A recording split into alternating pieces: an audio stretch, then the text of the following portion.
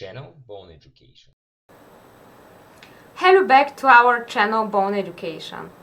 Today with me, Dr. Elena Bischoff, you will find out how to interpret your values obtained through FRAX and whether you need a bone density measurement, osteodensitometry. I will also explain in which cases it is necessary to go to a specialist and to receive a therapy for your bones. After calculating the FRAX that I showed you in a previous video, you get two values. The first one refers to the 10-year risk of major osteoporotic fractures, including spine, forearm, shoulder and hip fractures. And the second value refers to the probability of hip fractures. Usually everybody asks themselves what these values mean and how much my value should be to have a high risk of fracture.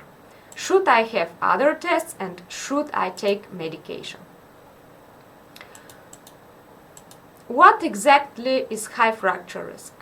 The World Health Organization has defined the risk of major osteoporotic fractures above 20% and of hip fractures above 3% as high fracture risk.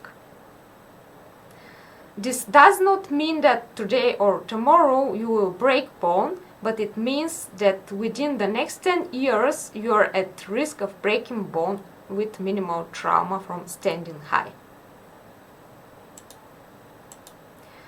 If using the FRAX calculator, you independently calculated your fracture risk as a high fracture risk and you don't have a bone mineral density measurement, it is recommended to undergo osteodensitometry of the hip or and spine. Osteodensitometry gives a value called a T-score, which show how many standard deviations your bone density differs from the average bone density of young people. The World Health Organization defined T-score values below minus 2.5 for osteoporosis, between minus 1 and minus 2.5 standard deviations for condition called osteopenia or pre-osteoporosis, and values above minus 1 standard deviations are considered normal bone density.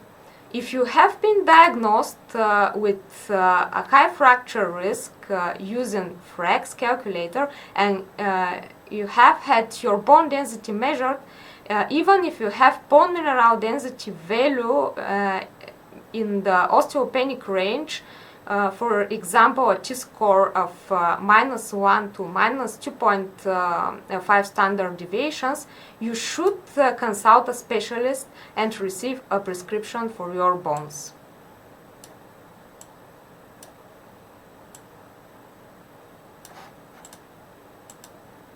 Fracture risk values for a major osteoporotic fractures between 10 and 20% and those for a hip fracture between 1.5 and 3% are considered intermediate fracture risk.